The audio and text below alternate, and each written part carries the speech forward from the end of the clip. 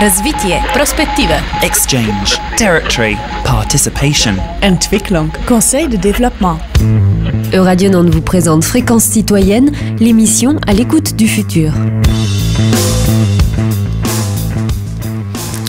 Bonjour à tous et bienvenue dans Fréquence citoyenne, l'émission aussi mensuelle que possible du Conseil de développement de Nantes Métropole.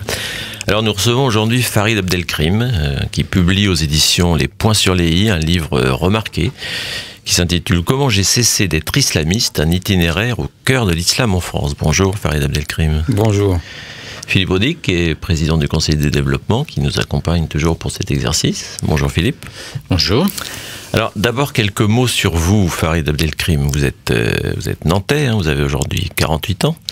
Et dans ce livre, vous racontez le parcours d'un jeune homme qui est né dans le quartier de Bellevue, de parents algériens, et qui a structuré la première moitié de sa vie autour d'une quête, hein, qui est à la fois identitaire et religieuse, hein, on peut dire ça. Alors précisons d'emblée que vous avez écrit ce livre bien avant les attentats de ce début d'année 2015. Hein. C'est pas un livre de circonstances, hein, on a dû sans doute vous le reprocher, mais c'est pas le cas. Mais évidemment, avec l'actualité, il prend quand même un relief quand même particulier. Mais la grille de lecture aurait sans doute été différente si on vous avait reçu au mois de décembre. Alors, en racontant votre itinéraire personnel, vous dressez le portrait de l'islamisme, celui que vous avez trouvé finalement en cherchant l'islam. Alors, disons-le clairement, hein, c'est votre itinéraire au cœur de la confrérie des frères musulmans, hein, que vous racontez, et le moins qu'on puisse dire, c'est que le portrait que vous en dressez n'est pas vraiment tout à fait fraternel, lui. Et pour être encore plus clair, précisons que vous n'avez pas cessé d'être musulman, enfin d'après ce que j'en sais, mais que vous analysez l'islamisme comme un processus totalitaire, hein, d'instrumentalisation d'une religion et d'un dieu, et comment un jeune Nantais a pu devenir un rouage important de ce mouvement. Alors, on regarde un certain nombre de dérives actuelles, hein, qui sont celles de l'actualité. Votre analyse est intéressante et votre légitimité est quand même assez peu contestable dans cet exercice. Alors, on va commencer par le commencement. Hein. Vous racontez ça dans votre livre. Votre père avait eu un pressentiment à votre naissance. Il avait dit celui-là, il va devenir quelqu'un. Il a eu raison. Finalement, le gamin de Bellevue aujourd'hui cause sur France Culture, ce qui est quand même pas tout à fait rien, et aussi dans d'autres médias. Et quand on vous lit, on a le sentiment que beaucoup de choses se jouent quand même dans l'enfance. Alors, ça se passait comment cette enfance rue du Drac à Nantes? Vous étiez le petit arabe du coin? Alors, c'est peut-être paradoxal ce que je vais dire, mais ça se passait vraiment très bien. Comme je l'écris dans le livre, mes parents sont les premiers à être arrivés dans le quartier. Ils étaient les seuls issus d'une origine étrangère, sauf que ce qui liait les habitants du quartier, c'était sans doute leur dimension populaire. C'était tous des ouvriers, mon père y compris. Donc moi j'ai vu un père algérien, une mère algérienne n'exprimer aucun souci en termes d'intégration. Ils étaient en contact avec leurs voisins, le voisinage sans aucun problème, et ils nous ont transmis ça sans nous le transmettre puisque ça se voyait. Et moi j'ai grandi avec des gamins dans ma rue du Drac, qui s'appelait Cyril, qui s'appelait Thierry, qui s'appelait Christophe, Bruno, et ça se passait plutôt bien, même quand on partait en Algérie, une fois tous les 2 ans, en vacances, dans ce beau village aux portes du désert qui s'appelle El Kantara. J'étais algérien en Algérie, j'étais français en France, heureux d'être d'ici et de là-bas. J'ai jamais vécu ça comme étant un problème. Donc je dirais que mon enfance ressemblait assez à un long fleuve tranquille. Mais à un moment, il y a eu quand même quelques ruptures dans ce fleuve, parce que cette enfance tranquille, au milieu des Cyril, Olivier, Christophe, etc., il y a un moment où le bon élève du primaire, parce que je crois que vous étiez plutôt bon élève, devient plutôt un sale gosse quand il arrive au collège. Alors j'étais un très très bon élève, oui effectivement, j'oscillais entre la première et la deuxième place, puisque à mon époque il y avait des classements, j'étais souvent deuxième, premier de la classe, et puis j'arrive au collège effectivement, et puis là se passe quelque chose d'assez étonnant, je rencontre un peu plus de jeunes issus de l'immigration, il s'avère qu'ils sont dans ma classe, et ce regroupement fait d'abord que je vois des jeunes qui semblent me ressembler un peu plus que Cyril et compagnie, et surtout je les vois faire des choses que moi je me serais jamais permis de faire. eu égard à mon éducation, parce que mon père avait une éducation assez stricte, d'une manière de se comporter assez charismatique, parlait pas beaucoup, il souriait peu. Il avait la main leste aussi, je pense. Hein. Non, il en avait même pas besoin. Le regard suffisait. On savait que derrière le regard, il pouvait se passer tout un tas de choses, donc on évitait de tenter le diable. Et puis, voir ces jeunes comme ça oser des choses, défier le monde adulte, je me suis dit, ils en ont, ce sont vraiment des mecs qui sont capables, et j'ai été impressionné. Et c'est à partir de ce moment-là où je commence à faire des comparaisons entre les Christophe, Cyril Olivier, et puis les Abdelmalek, Bécasse et compagnie. Et donc là, il va se passer un truc, c'est que je vais me sentir obligé de choisir un camp. Et c'est en choisissant ce camp que ma petite chute vers mes enfers va commencer et mes déboires avec. Donc je vais commencer à faire la même chose qu'eux. Je vais les singer, les imiter, vouloir leur ressembler. Ça va être une grande caractéristique de ma vie puisque je suis quelqu'un bourré de complexes, très frustré et facilement fascinable. Mais ça veut dire qu'à ce moment-là, vous prenez conscience que vous êtes arabe ou c'est simplement... vous n'aviez pas vraiment conscience avant? J'ai le sentiment qu'on m'a caché une partie des miens. C'est un petit peu comme ça, quand je reviens sur mon parcours, que je m'explique les choses. Comme si le fait d'avoir été dans un quartier où il n'était pas présent et de les découvrir au collège, il y a comme une sorte de petite révolte un peu naïve et niaise en réalité. Mais oui, je prends conscience de mes origines, je prends conscience de cette idée que je serais un peu différent des autres. Et ce que je n'arrive pas à m'expliquer en revanche, c'est pourquoi et comment ces jeunes camarades que sont Abdelmalek et compagnie sont capables de faire ce que moi je n'avais jamais osé faire. Et ça, c'est un vrai problème. Je pense que c'est peut-être lié à des questions d'éducation. Je sais pas, j'ai beaucoup de mal à me l'expliquer aujourd'hui. Il n'y a pas dans ça la relation compliquée entre l'Algérie et la France ? Et parce qu'on n'est pas si loin que ça des événements et de l'indépendance. Alors c'est pas aussi dans mon esprit, ça n'est pas du tout clair de cette manière-là. Moi, l'ensemble de mes instituteurs au Plessis-Cellier sont des pieds noirs. Monsieur Malherbe, Monsieur Béziot, Madame Béziot, le directeur et Monsieur Vincent, ils viennent tous d'Algérie. Et moi, je n'ai pas intégré cette dimension de la guerre d'Algérie pour une bonne et simple raison, c'est que mon père et ma mère ne nous en parlent pas. Ils ne nous causent pas de cet événement, même pour eux qui l'ont vécu, de manière assez relative, puisqu'El-Kantara n'est pas un village où se concentrent beaucoup d'événements très importants. Et je pense que c'est souvent comme ça que les choses peuvent dérailler, c'est quand des parents vivent ces ressentiments et les transmettent à leurs enfants. Or, moi, j'ai pas du tout eu cet élément-là. Non, je pense vraiment que c'est la concentration de personnes issues de la même origine. Et là, quand je dis même origine, je parle du Maghreb, donc on a l'Algérie, la Tunisie et le Maroc, et qui vont se retrouver dans un espace où on s'aperçoit, et ça c'est aussi un élément que je mets en relief, qu'il y a une différence entre le traitement adulte-enfant chez moi, dans ma famille, et adulte-enfant à l'école. Ou au collège, on est plutôt compréhensif quand on est un enseignant, on essaie de comprendre ce qui va pas, on nous pose des questions. Quand à la maison, le regard suffit pour dire qu'est-ce que tu es en train de faire. Si tu continues, effectivement, tu vas t'en prendre une. Pourtant, vos origines, vous n'en étiez pas complètement coupés. Vous dites que vous alliez en vacances dans ce fameux village algérien. Vous aimiez le ciel étoilé, si j'ai bien lu. Moi, je connais, juste pour dire que j'ai vécu un petit peu dans le Maghreb aussi, et j'ai eu la chance d'aller à El-Kantara. Magnifique. C'est un village magnifique, vraiment. C'est un beau village, c'est vrai. C'est un très beau village qui, malheureusement, est en train de tomber en ruine aujourd'hui, surtout le vieux village. Et c'est vrai qu'il est situé dans un lieu particulier, avec ses gorges et puis cette palmeraie extrêmement jolie. Non, j'étais pas coupé de mes racines. Mes parents ont fait en sorte de nous emmener en Algérie parce que dans leur esprit, et dans l'esprit de beaucoup d'immigrés, leur présence en France était temporaire.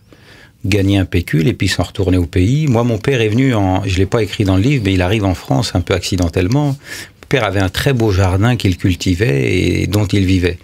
Mais il s'avère qu'il avait un père qui était joueur et qui, une nuit, a joué tout ce qu'il avait. Et puis, comme il n'avait plus rien, il a joué le jardin. Et au réveil, mon père trouve qu'il n'a plus de jardin, ça le met en colère, et puis il s'en va sans rien dire à personne, il débarque à Nantes. Donc lui, c'était pas prévu au départ. Il n'y a rien de prémédité. Mais il a veillé à nous emmener pratiquement tous les 2 ans, et puis quand on partait, il fallait amortir, donc on restait là-bas 60 jours. Donc 60 jours, on avait le temps de se faire un certain nombre de... C'est vraiment un bain culturel réel dans la langue, dans la nourriture, etc. avec les gamins. Donc cette dimension-là, je pense qu'au contraire, elle a contribué à façonner un pan de ma personnalité. Je pense qu'Alcantara, on l'a peut-être pas dit, mais ça veut dire le pont. Donc il y a quelque part un peu de ce pont qui s'est installé en moi et que j'essaye aujourd'hui de remettre à l'ordre du jour. Parce que dans ce village, finalement, c'est là que vous avez un contact avec l'islam de manière assez palpable, plus qu'avec vos parents qui finalement avaient un islam d'évidence, enfin, dont on parlait pas, qui faisait partie de la vie quotidienne. Mais... Tout à fait. Alcantara est un village qui vit au rythme de la religion, donc au moins au rythme des 5 appels à la prière, qui sort des minarets de la mosquée via les haut-parleurs qui grésillent un peu.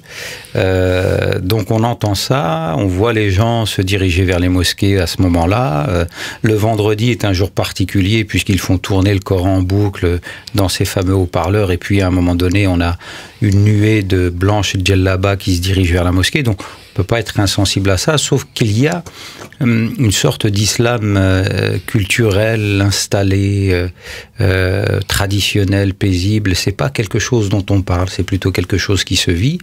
Et pour y être allé plusieurs fois, j'ai jamais ressenti l'obligation de me rendre à la mosquée, sauf qu'un été, après le décès de mon père, je vais m'improviser une petite expérience spirituelle, sorte de rite de passage, où je vais décider par moi-même avec mon cousin Samir d'aller poser mon front sur les tapis des quelques mosquées qui sont dans le village, et j'ai plutôt vécu un bon moment, je dois le dire. Je pense que là aussi j'ai été un peu marqué par ce moment-là. Ouais.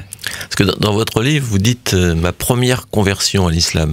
C'est curieux cette expression, ma première conversion pour un enfant de parents musulmans qui dit mais je me suis converti finalement quand je suis allé là-bas. J'utilise ce mot volontairement parce qu'effectivement, souvent quand on parle de conversion, on parle de conversion de gens qui n'auraient pas été musulmans et qui le seraient devenus. Dans mon esprit, être musulman, c'est opter pour l'être, même si certaines traditions nous diront que quand on est issu d'une famille musulmane, on est musulman. Mais moi, je préfère dire conversion parce que c'est un acte volontaire posé par moi-même. Ma deuxième conversion le sera également.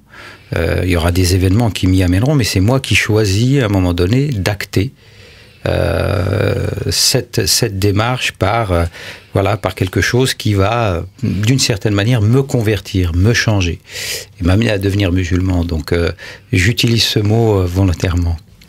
Et tout ça se passe quand vous avez 14 ans, hein, je crois. Voilà. Mais dans le même temps, au collège, vous n'êtes pas tout à fait un saint, si j'ose dire. Ça devient plus problématique à ce moment-là, non? Alors, la 6e s'est plutôt bien passée, et puis j'ai eu le temps de prendre mes marques avec ces jeunes amis que je découvre. Et en 5e, ça commence à sérieusement dérailler. D'ailleurs, je vais redoubler ma 5e, et puis ça va être le début d'incivilité d'abord. Je vais manquer les cours, manquer de respect aux profs, m'accrocher avec ma mère, puisque ça correspond aussi au moment où mon père décède, donc en 1980. Donc cette autorité sage, lointaine, mais qui veille, disparaît. Une perte de repères sans aucun doute, donc j'ai l'impression d'avoir face à moi un vide, et j'ai l'impression que je peux faire un peu tout et n'importe quoi, et c'est un petit peu ce que je vais essayer de tester. Puis je dis aussi dans le livre qu'à un moment donné, je le fais sans doute parce que j'ai envie d'entendre les adultes me dire stop, arrête-toi, arrête. Ça m'aurait donné l'impression effectivement qu'on me dit d'une certaine manière, t'inquiète pas Farid, on t'aime de la même manière que tous les élèves. Et personne ne l'a fait, ça? Difficilement. Mon prof de musique laissait faire, prof de dessin, Monsieur Lebras, nous laissait faire. Il n'y a qu'avec les professeurs qui savaient être, comment dirais-je, autoritaires que les choses se passaient bien. Je me souviens de Monsieur Gouarin, qui était un petit monsieur, mais qui ressemblait étrangement à mon père. Et donc, dans ses cours, on entendait les mouches voler.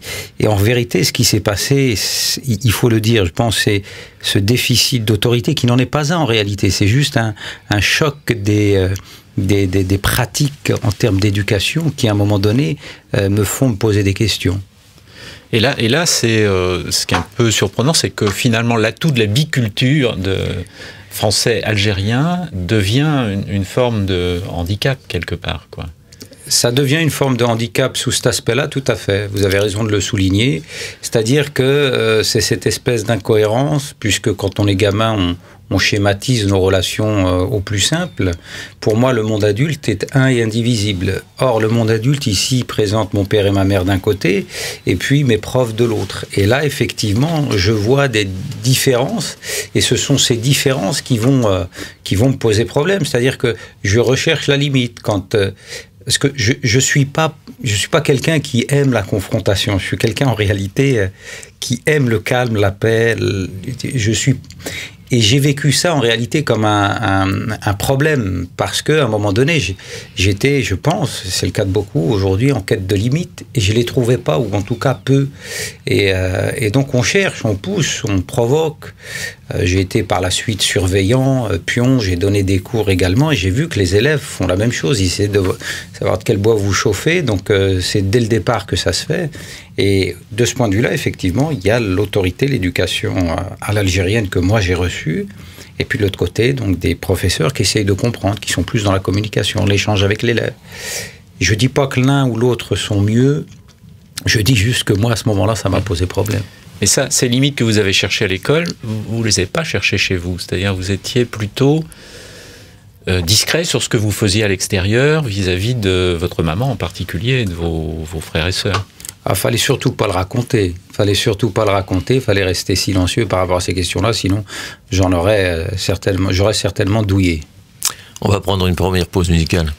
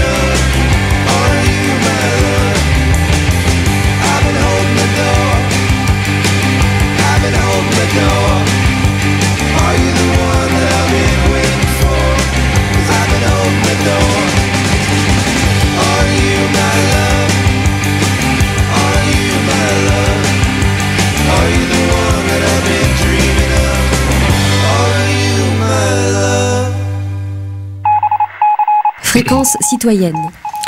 Toujours avec Farid Abdelkrim pour son livre « Comment j'ai cessé d'être islamiste ». Pourquoi ? Alors, pourquoi j'ai cessé d'être islamiste ? Pas de mal. Vous aviez évoqué on a évoqué un peu votre enfance et votre adolescence qui devenait un peu difficile, même un petit peu délinquante. Hein. On va dire que vous avez flirté quand même avec des choses plus ou moins légales. Dans cette atmosphère-là, il y a un événement qui vous racontez dans votre livre et qui est un événement important dans votre vie, qui marque en tout cas un tournant, qui est la mort d'un jeune homme qui s'appelle Redouane, qui est une figure de la petite délinquance à Bellevue. Qu'est-ce qui se passe pour vous à ce moment-là ? Alors, c'est la période où effectivement je vais flirter avec des choses un peu plus conséquentes, des cambriolages, des braquages, je vais toucher aux stupéfiants, commencer à en vendre. Et il y a une sorte d'émulation dans le quartier par rapport à ces choses-là, puisque vous avez 14-15 ans et puis vous voyez des gars qui ont pratiquement votre âge et se balader devant vous avec des liasses de Pascal, des billets de 500 francs à l'époque. Et 500 francs à l'époque, avant de les dépenser, il fallait vraiment en vouloir. Donc l'idée, c'est pourquoi j'aurais pas moi aussi ma petite liasse de billets de 500 francs. Et donc on essaie de suivre tout le monde. Sauf que moi, il faut croire que j'étais pas très très brillant et j'étais pas très courageux en réalité. J'avais pas en tout cas l'audace de ces gens-là. Puis Redouane, effectivement, lui faisait ça. Il faisait ça plutôt bien. Et puis le 22 mars 1985, on est réunis comme à notre habitude. On squattait le centre socioculturel du Jamais. Puis on apprend la nouvelle. Redouane vient de se faire tuer d'une balle en plein cœur par un gendarme auxiliaire alors qu'il est en train de cambrioler une maison. Et moi, ça a l'effet d'un séisme parce que il s'avère qu'on avait entamé un projet, et Redouane était partie prenante de ce projet, c'est-à-dire faire un film. Et le dernier qu'on a filmé ce soir-là, c'est Redouane. Et le lendemain, on apprend ça, donc au niveau de la symbolique, etc. Moi, ça me... Et je suis pas bien et je vais l'être pendant un long moment, ça va vraiment travailler, puis je suis en train de me poser des questions et j'ai pas de réponse. J'arrive pas à comprendre ce qui s'est passé. Et c'est dur, c'est vraiment dur.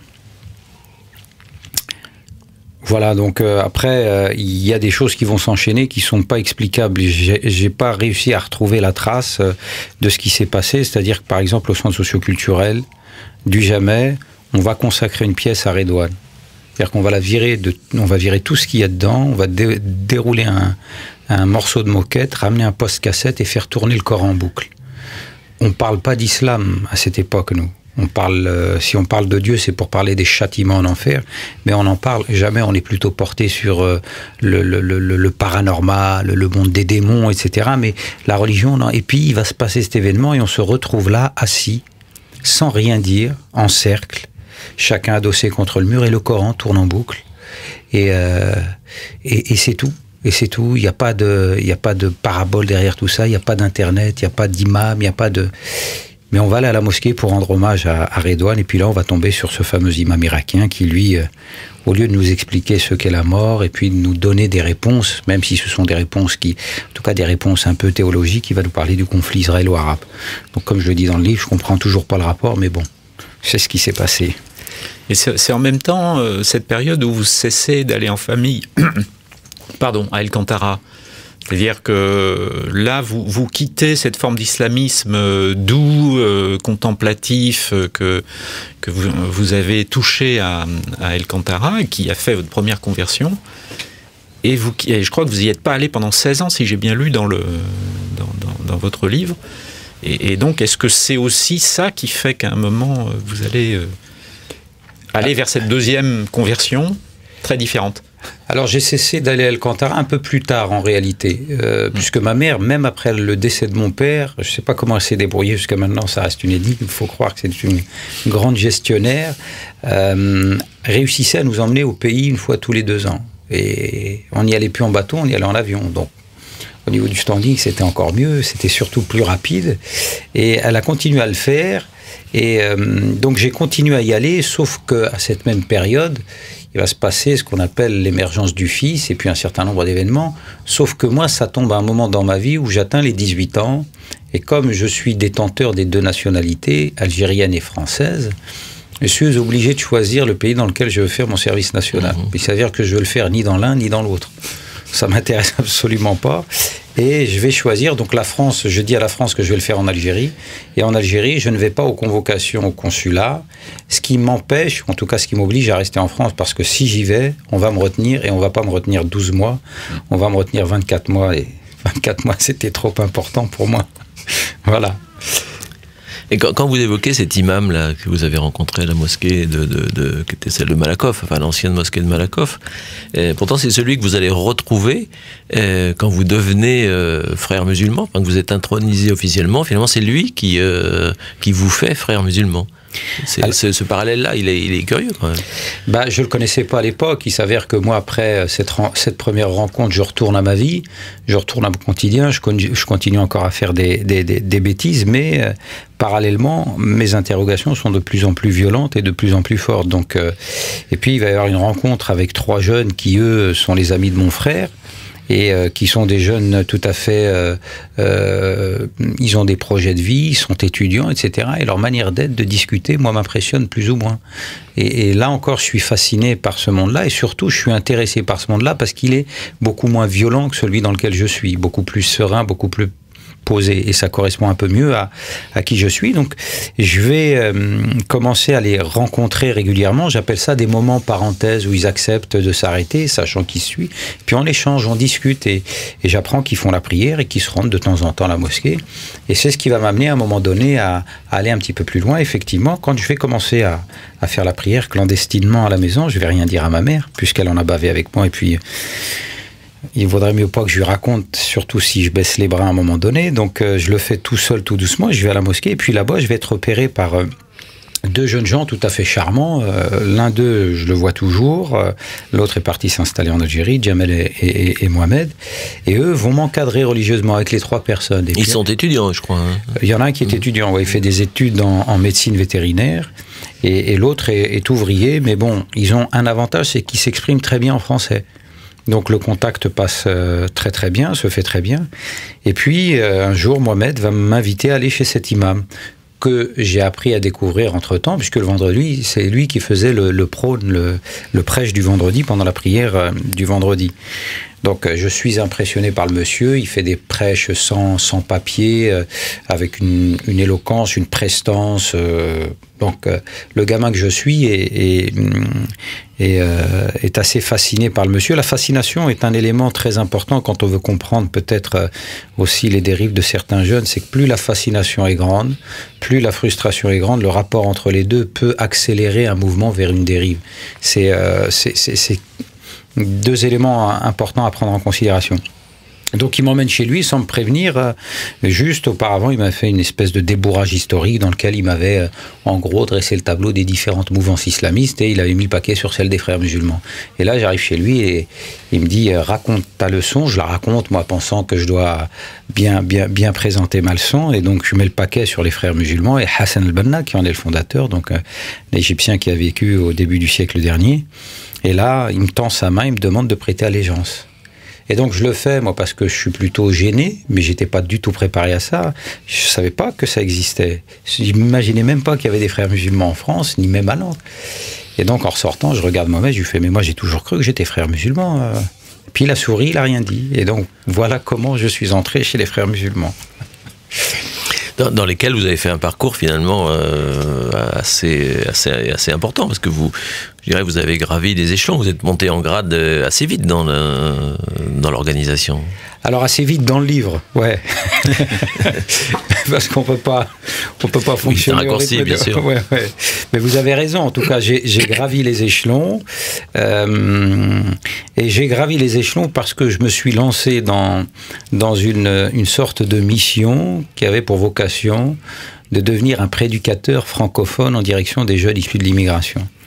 Alors, au départ, moi, je suis habité par beaucoup de doutes en réalité. Je ne suis pas quelqu'un qui est sûr de lui. Ça m'a toujours caractérisé, aujourd'hui encore d'ailleurs. Avant d'arriver sur scène, je me demande pourquoi je fais les choses et c'est sans doute nul ce que je vais faire et que les gens, s'ils m'applaudissent, c'est parce qu'ils ont pitié de moi, etc. Bon, bref, je suis tiraillé de l'intérieur. On appelle ça un traqueux. Mais je vais commencer à prendre la parole en public. Et on va me prêter des talents d'orateur, apparemment. Et puis je pense que j'en ai de toute façon des talents d'orateur, puisque je suis capable d'haranguer les foules. Mais ça va commencer, et puis ça va prendre beaucoup de temps, parce qu'au départ, il n'y a pas de francophones qui viennent dans les mosquées. Je parle en français pour des gens qui sont tous des arabophones et qui se moquent de ce gamin qui débarque et puis qui veut leur faire la morale. C'est avec le temps qu'effectivement, je vais commencer à donner des conférences un peu partout en France, je vais être sollicité un peu partout en France, et puis je vais surtout être l'un des fondateurs du mouvement des jeunes musulmans de France, donc la branche jeune de l'UOIF, l'Union des organisations islamiques de France, qui est, il faut le dire, non pas proche du mouvement des frères musulmans ou de la mouvance des frères musulmans, mais qui est l'incarnation des frères musulmans en France. Et quand je parle d'islamistes dans le titre du livre, c'est de cela dont je parle, des frères musulmans qui vivent en France. Je ne veux pas généraliser parce que je ne suis pas un spécialiste des mouvements islamistes à travers le monde et je ne suis pas un spécialiste du mouvement des frères musulmans à travers le monde. Et donc je vais créer cette structure et je vais en devenir le président. Et donc, je vais avoir une certaine notoriété. Je vais même à un moment, avec l'affaire du foulard, etc., faire un certain nombre de télévisions. Puis, je vais écrire des livres qui vont être lus par des jeunes. Et puis, notamment un livre qui s'appelle Na'albou la France, qui traduit en français, voilà, maudite soit la France, donc avec un point d'interrogation. Que les médias à l'époque traduisaient parfois en nique la France. Ouais, alors que c'est pas du tout ça. Nique la France se dit pratiquement de la même manière en arabe. C'est nique França. Donc, c'est Na'albou la France. Le mot Na'al veut dire maudite. Soit la France, et si on veut faire du littéral, maudit soit le père de la France. Et donc là, il y a tout un tas de ressentiments, et c'est ce que j'explique dans le livre. En fait, j'ai construit ma foi sur un certain nombre de revendications parce que je n'avais pas de quoi la nourrir. Donc je vais y mettre la colonisation, la guerre d'Algérie, le 1 500 000 martyrs, je vais y mettre la mort de Redouane, celle de mon père, les discriminations, mon échec scolaire, et ça va alimenter cette foi, entre guillemets, en tout cas ça va alimenter ma psychologie et faire que je vais avoir un discours un peu, beaucoup même revanchard. Et en même temps, vous évoquez déjà une forme de discrimination aussi au sein de l'organisation, parce que vous êtes francophone et qu'elle est dominée évidemment par les arabophones, et qu'un francophone ne peut certainement jamais prétendre au niveau de connaissance de l'islam et de la parole du prophète. Voilà. Donc c'est intéressant que vous développez un petit peu cet aspect-là aussi, parce qu'on sent que c'est ce qui vous a ça a continué à vous interroger, finalement ce sentiment que vous ne seriez jamais réellement un frère musulman, au sens arabe, on va dire, Ouais, un frère musulman à part entière, non, un frère musulman entièrement à part. C'est plutôt de ça dont je devrais parler. Il y a effectivement cette dimension, mais si vous me le permettez, je voudrais le prendre plus globalement, cette utilisation ou cette instrumentalisation de la langue arabe. Elle laisse entendre effectivement que cette religion ne peut pas devenir une religion française. Et c'est un vrai problème, parce qu'on vit quand même en France. Et pour reprendre ici l'un des concepts de l'imam Tarek Obrou, sur lequel il travaille depuis un bon moment, Tarek Obrou lui-même à Bordeaux. Et donc, vous êtes proche aujourd'hui de Tarek Obrou, on peut dire ça. Oui, je l'ai toujours été. De toute façon, il m'a toujours impressionné par sa capacité à être toujours dans l'innovation, toujours aux avant-gardes en termes de réflexion. Et puis c'est quelqu'un qui incarne aussi une dimension spirituelle réelle, sans se la jouer. C'est un homme d'une grande humilité, un érudit. Bref, c'est quelqu'un, moi, qui personnellement m'a beaucoup apporté. Et donc lui, il parle d'une théologie d'acculturation de la religion, c'est-à-dire faire en sorte que l'islam devienne une religion française. Or, à l'époque, parler de religion française, c'était un blasphème. L'arabe, c'est la langue du Coran, c'est la langue du paradis, c'est la langue des musulmans qui se respectent. Et donc, il y a jusqu'à aujourd'hui cette utilisation ou cette instrumentalisation de la langue arabe. C'est-à-dire que si vous venez parler de l'islam auprès d'un public de jeunes, si vous ne faites pas référence au corpus scripturaire que sont le Coran et la tradition prophétique en usant de la langue arabe, vous allez être disqualifié, ou en tout cas très peu écouté. Eh bien, au sein de la structure des frères musulmans, ça va être le cas. C'est-à-dire qu'il y a 3 dimensions, si vous voulez, qui vous empêchent d'être considéré comme un adulte, tout simplement, si vous n'êtes pas arabophone, si vous n'êtes pas ancien, et si vous n'êtes pas docile. Il s'avère que j'étais pas docile, même si au départ j'ai fait preuve de beaucoup de discipline. J'étais pas ancien, je venais de débarquer, j'étais et puis j'étais pas encore arabophone. tout cas, j'avais pas travaillé ma langue arabe. Je connaissais le dialecte de mes parents, mais ça suffisait pas. Et ça va faire effectivement que on va vous le laisser de côté, mais c'est aussi parce que dans la psychologie de ceux qui ont initié le mouvement, ils sont pour la plupart d'entre eux attachés à leur pouvoir. Et toute émergence de potentialité ou en tout cas de compétence chez un individu est considérée comme une concurrence qu'il faut à tout prix, dès le départ, mettre de côté en inventant tout un tas de choses. Et moi d'ailleurs, je l'écris, c'est le sous-titre d'un des chapitres, Farid a des problèmes de compréhension et des tares comportementales. Merci beaucoup. C'est un peu vrai dans toute organisation, ce que vous décrivez. Je pense que c'est le propre de tout groupement humain, en tout cas c'est inhérent à toute structure au sein de laquelle il y aurait des luttes de pouvoir, effectivement. Ouais. Et en même temps, ça vous amène à faire un travail très important pour parler l'arabe, et même prêcher en arabe littéraire. Ah oui, moi je suis quelqu'un qui je me caractérise par ma fierté parfois mal placée. Je n'aime pas être le laissé pour compte de quelque chose quand je suis là et quand j'ai choisi d'être là. Et effectivement, je vais faire ce travail d'apprentissage de la langue arabe de manière très artisanale, tout seul dans mon coin, en autodidacte. J'ai eu quelques éléments de départ et puis je vais prendre des petits fascicules que je vais déchiffrer avec mon petit dictionnaire, très difficile à utiliser pour quelqu'un qui n'est pas aguerri. Et puis je vais surtout lire le Coran et je vais passer des séances de lecture où je vais suer véritablement parce que je veux pouvoir le lire sans le hacher. Je veux pouvoir le lire et je vais passer beaucoup de temps à faire ça. Mais ça ne changera rien du tout. Je serai toujours perçu par le jeune, comme étant le jeune dernier. On va prendre une autre pause musicale.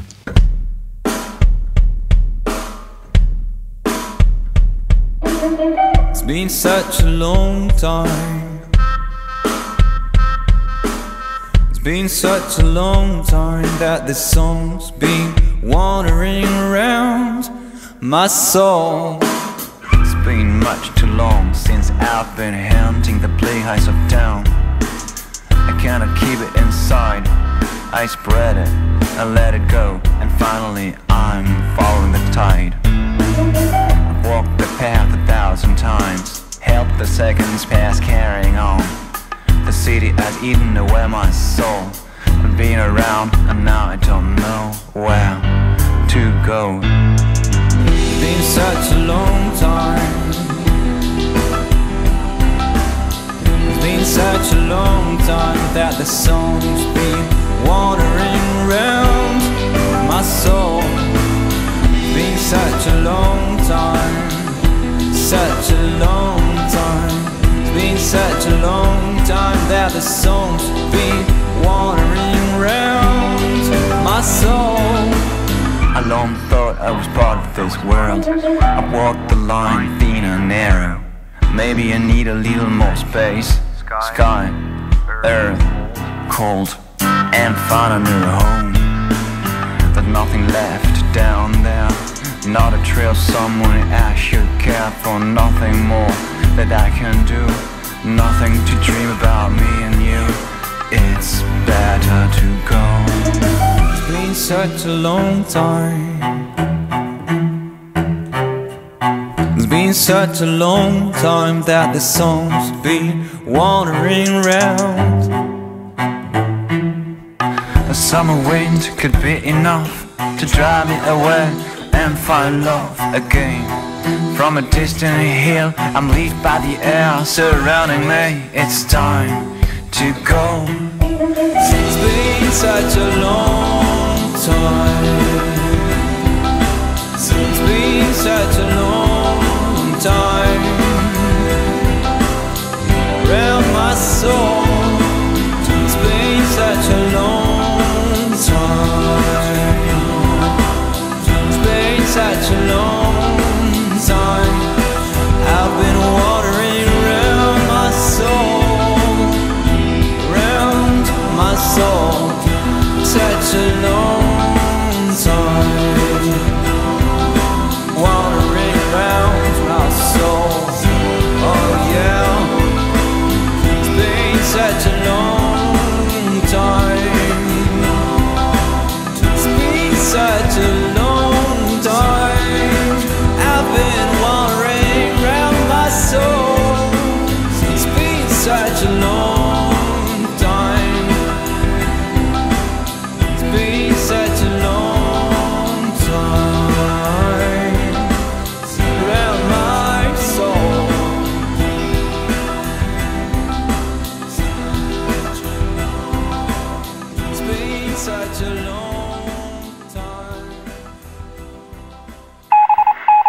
Fréquence citoyenne.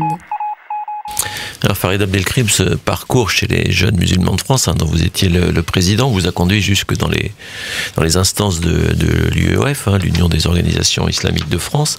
Donc vous étiez une sorte de dignitaire musulman français, si j'ose dire. Quand on vous lit, on a du mal à cerner si il y avait un véritable projet politique islamique pour la France ou si tout ça était un grand bricolage, finalement. Je pense que c'était un sacré grand bricolage, ouais. En fait, moi, j'hérite d'une certaine manière d'un discours qui me vient de gens qui eux-mêmes ne sont pas issus du terreau français. Quand vous avez un Syrien qui arrive de Syrie avec ce que faisait subir Hafez al-Assad, le père de Bachar, aux frères musulmans, quand vous avez des gens qui arrivent d'Égypte avec leur propre histoire, des gens qui arrivent d'Algérie avec leur propre histoire, donc ils ont, eux, emmagasiné dans leur métabolisme psychologique, intellectuel, un certain regard sur l'Occident et donc sur la France. Et ça ne peut pas ne pas transparaître dans leur discours. J'ajoute à cela le fait que, étant devenu arabophone, je me mets à écouter beaucoup de conférences en langue arabe. À l'époque, c'était sur des cassettes audio. Et je me fais un paquet d'orateurs qui continuent aussi à distiller un discours anti-Occident, anti-athée, anti-matérialiste, anti-communiste, anti-impérialiste. Donc à l'époque, c'est les deux blocs, l'URSS, la Maison Rouge, les États-Unis, la Maison Blanche, etc. Et donc, moi, c'est ce discours que je reçois, et donc, avec en plus, par-dessus le marché, cette espèce de regard sur un monde musulman complètement éclaté, démantibulé, démantelé, par un Occident qui s'est mis d'accord pour le mettre à mal. J'arrive, moi, on est en pleine guerre contre l'Afghanistan, donc je reçois des images par cassette vidéo absolument horribles de ce qui peut se passer là-bas, etc. Et j'ai effectivement, dans mon esprit, cette idée qu'on vit dans un monde réellement binaire. Il y a nous, les musulmans, et dans ce nous, il y a les frères musulmans, et puis il y a eux, le reste du monde, l'Occident, dont la France fait partie. Et l'idée, c'est qu'on est véritablement en combat, et en France, le combat, c'est ce combat de la vérité. Et la vérité, c'est pas la France qui l'a à l'époque. C'est Bibi, c'est moi, et c'est les frères musulmans. Et l'idée, c'est pas de faire à l'époque, pour moi, un islam de France ou un islam français. C'est de faire de la France une république islamique. Mais là, c'est pas, on est dans le bricolage, on est dans le délire le plus... Et donc, l'idée, c'est vraiment de trouver le moyen de prendre notre revanche, et on vit avec des chimères, ou en tout cas, on professe des espèces de prophéties autoréalisatrices. De toute façon, la France comprendra un jour que nous détenions un trésor. D'ailleurs, je me souviens de cette parole que disaient beaucoup d'orateurs. Les musulmans tiennent entre leurs mains un trésor. Si l'Occident le savait, il les combattrait, les tuerait pour ça. Donc vous imaginez ce que ça peut faire dans la tête de quelqu'un. On prétend détenir quelque chose et donc voilà, il y a un rapport ici qui fait que moi, ça va m'amener à avoir ce type de discours au sein de JMF. Il faut qu'on devienne une force politique dans ce pays. Il faut qu'on puisse agir, influer. Il faut qu'on puisse devenir ce lobby qui va faire flancher ceux qui ne nous respecteraient pas. Et on va commencer à inciter un certain nombre de jeunes à s'inscrire sur les listes électorales. On va penser à la possibilité de créer un parti politique, même si ça ne va pas se faire. Bref, on est vraiment dans cette perspective, effectivement, d'une instrumentalisation du religieux pour faire de la politique, parce que ça marche. Convoquer l'islam aujourd'hui pour faire du business, ça marche. Pour faire de la politique, ça marche. Et c'est devenu une vraie vache à lait, l'islam, pour beaucoup aujourd'hui. L'importance des JMF à Nantes a été particulière. Alors c'est probablement dû au fait que vous étiez évidemment leader de cette organisation. Quelles ont été vos relations avec les autorités locales dans ce moment-là ? Alors mes relations avec les autorités locales, c'est marrant que vous posiez la question. J'ai pendant longtemps ressenti le besoin d'exister en tant que musulman en me faisant stigmatiser. C'est-à-dire que je suis en quête de stigmatisation au nom de mon appartenance religieuse. Quand je peux voir dans le regard de quelqu'un ou dans son discours le fait qu'il ne m'apprécie pas ou qu'il me pointe du doigt ou qu'il me stigmatise parce que je serais musulman ou appartenant à l'UOIF, ça me plaît. J'aime ça. Voilà, c'est une sorte de quête de voilà, j'ai envie de ce trip et il y a effectivement de cela, mais il y a aussi le fait que il faut le reconnaître, les JMF à Nantes font des choses assez remarquables en termes de mobilisation. Ils vont même faire des choses assez bien, je pense, pour la paix sociale, etc., etc. Et je crois qu'à un moment donné, j'ai pas fait de politique, moi, à Nantes. Je n'en ai pas fait, sauf à un moment, j'ai affirmé sur l'estrade au Bourget, devant 7000 personnes, vous avez en face de vous le futur maire de Nantes. Puis bon, ça a fait du bruit, apparemment, ici et là. Je ne sais pas si vous en avez entendu parler. En tout cas, des retours m'ont été faits. Et l'idée, c'était plus d'inquiéter, de faire peur qu'autre chose. Mais à Nantes, ce que je peux dire de ce que moi je sais, il n'y a jamais eu de véritable volonté de faire de la politique, d'abord parce qu'on a toujours considéré que tous les politiques étaient les mêmes. C'est un peu le discours qu'ont beaucoup de jeunes aujourd'hui, mais pas seulement musulmans. Les politiques, c'est tous des véreux, c'est tous des vendus. De toute façon, il n'y a rien à attendre d'eux. Puis en plus, après, j'apprends quelques dictons. De toute façon, la parole d'un homme politique n'engage que celui qui y croit, etc. Donc là, on est dans une espèce de regard qui amalgame un peu tout au niveau politique. Mais je pense que... Alors après, il faudrait que j'en discute avec les principaux concernés, mais je pense que j'ai peut-être suscité quelques inquiétudes ici et là, parce qu'on aurait pu, effectivement, si on avait eu les moyens de s'organiser, avoir un certain impact sur quelques échéances électorales, peut-être, ouais, je sais pas. Et dans le cadre de cette fonction, vous racontez aussi un épisode qui est autour de la création d'une organisation de l'islam de France. Épisode qui vous vaut à la fois d'être membre de la délégation de l'UOIF qui va discuter avec le ministre de l'Intérieur de l'époque, qui est Nicolas Sarkozy, et où vous vous permettez de prendre la parole à la fois je veux dire, contre l'avis de vos collègues, on va dire, de l'organisation, et finalement en étant très critique vis-à-vis de Nicolas Sarkozy. Est-ce que ça, c'est un épisode qui a compté dans votre évolution par la suite ? C'est un épisode qui a scellé ma rupture avec les frères musulmans, en tout cas.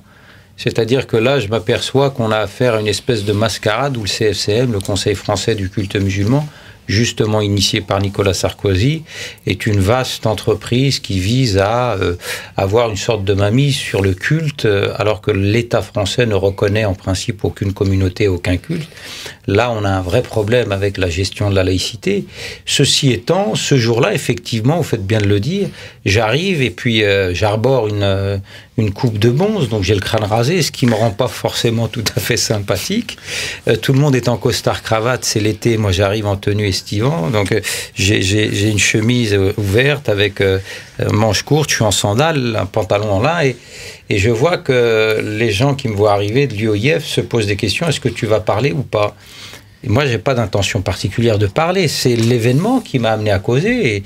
Et effectivement, je vais rentrer un peu dans l'art à Nicolas Sarkozy, je peux le dire comme ça, très rapidement. Ça n'a pas l'air de lui avoir plu. Il s'est improvisé psychanalyste, psychiatre, psychologue. Il n'a pas répondu à mes questions, ce qui est très fort en réalité. Et pour résumer la situation, je pense que Nicolas Sarkozy avait quelques accointances avec certains membres de l'UOIF. Il avait obtenu d'eux un certain nombre de promesses, sauf qu'en conseil d'administration, certaines personnes n'étaient pas du tout d'accord avec la tournure que prenaient les choses, et on avait réussi à obtenir de sortir du Conseil français du culte musulman. Et Sarkozy débarque un dimanche, alors qu'il n'avait pas que ça à faire, en colère, et là, il nous a parlé comme à des enfants, pour ne pas dire vis-à-vis de certains, comme à des indigènes, et moi ça m'a mis en colère, je dois le reconnaître. Et peu de jours après, je suis venu présenter ma démission aux gens de l'UOIF en leur disant « Vous avez la maturité politique d'un fœtus ». Voilà. Ça a dû leur plaire, j'imagine. Après cette rupture avec l'UOIF, aujourd'hui vous vivez une autre vie. Quelle appréciation vous portez sur ce qui se passe aujourd'hui ? C'est-à-dire qu'on est passé de l'islamisme au djihadisme. Quel regard vous avez là-dessus ? J'ai un regard à la fois d'incompréhension, parce qu'il y a des événements que j'ai beaucoup de mal à comprendre.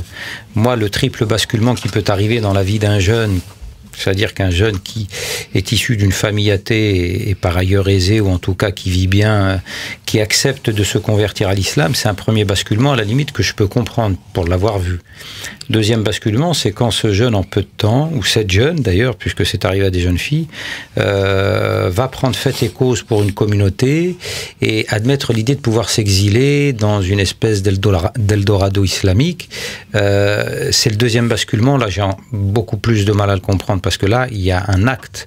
Moi, j'ai rêvé quand j'étais jeune d'aller défendre mes frères et mes sœurs en Afghanistan, mais je l'ai pas pour autant fait parce qu'il faut quand même avoir beaucoup de courage, ou alors ne pas être forcément bien luné ou bien conscient de la réalité. Le troisième basculement, qui est beaucoup plus grave, c'est le fait de pouvoir passer à l'acte au nom d'une religion. Et ça se passe parfois dans la vie d'un être humain de manière très très rapide. Donc ça, j'ai beaucoup de mal à le comprendre, beaucoup d'incompréhension. En revanche, ce que je peux dire, c'est que je crois que la formation d'un discours, et là je reprendrai Tarek Obrou, qui parle lui d'une autre théologie cette fois, la théologie préventive, c'est-à-dire avoir un discours sur Dieu, que l'on va penser et réfléchir pour éviter qu'il ne puisse avoir un impact négatif sur un esprit fragilisé qui viendrait, qui serait en quête de quelque chose de particulier. Et les musulmans qui viennent par exemple à un serment du vendredi ne constituent en rien une communauté une et indivisible. On n'est pas dans l'homogénéité, bien au contraire. Et donc l'idée de ne pas avoir le discours adéquat aujourd'hui, donc de ne pas avoir pensé cet islam français, de ne pas avoir reconsidéré tout un tas de concepts qui sont en réalité des concepts fourre-tout, comme celui de la communauté musulmane, la Ummah, qui en vérité peut vous amener à un moment donné à développer des sentiments de culpabilité extrêmement graves. Moi, quand j'étais jeune, il y avait une tradition prophétique, donc un hadith qui disait « Celui qui ne se soucie pas de l'état de ses frères et sœurs dans la communauté ne fait pas partie de la communauté musulmane ». Donc une sorte d'auto-excommunication de la religion par un texte qui pèse sur vos épaules alors que vous n'en avez pas besoin. Donc ce qui est en train de se passer aujourd'hui, je pense que les dits responsables des différentes structures doivent en prendre la mesure. Les événements tragiques de janvier, des 7 et 9 janvier derniers, Charlie Hebdo et l'hypercacher, doivent nous amener à nous interroger, mais pas seulement les musulmans ici. Je pense qu'il y a une hiérarchisation des responsabilités à mettre en place et personne ne peut se dédouaner, que ce soit les politiques, les médias, la famille, les imams, les institutions, etc. Il y a vraiment nécessité à se poser des questions. Comment des enfants de la République peuvent arriver à un moment donné à croire qu'une religion, et là en l'occurrence l'islam, les autorise à aller tuer des gens sous prétexte qu'ils auraient fait un dessein ou qu'ils auraient dit quelque chose qui aurait pu ne pas leur plaire. Donc je pense qu'on est dans une situation où il va falloir véritablement mutualiser les efforts, les réflexions pour essayer de comprendre ce qui s'est passé et surtout prévenir d'éventuels événements qui pourraient encore secouer la France.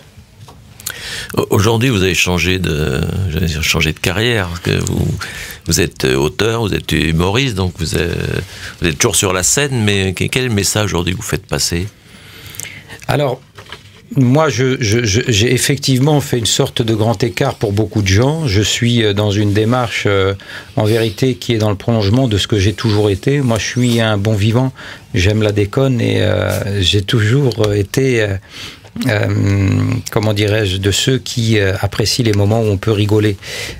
Donc je suis effectivement devenu humoriste, c'est presque par accident, encore une fois. Je savais m'exprimer en public, j'avais l'habitude de la scène, mais je savais plus quoi dire aux gens que je rencontrais. J'ai été frappé à un moment donné dans ma carrière, entre guillemets, d'orateur, de mutisme. Je me suis dit, ce serait dommage de gâcher, donc qu'est-ce que je peux faire ? Et comme j'ai fait de la scène étant jeune, j'étais chanteur, je ne me voyais pas reprendre la chanson. Pourquoi pas faire de l'humour et faire des spectacles humoristiques, mais à la condition de le faire suivre à chaque fois d'un débat.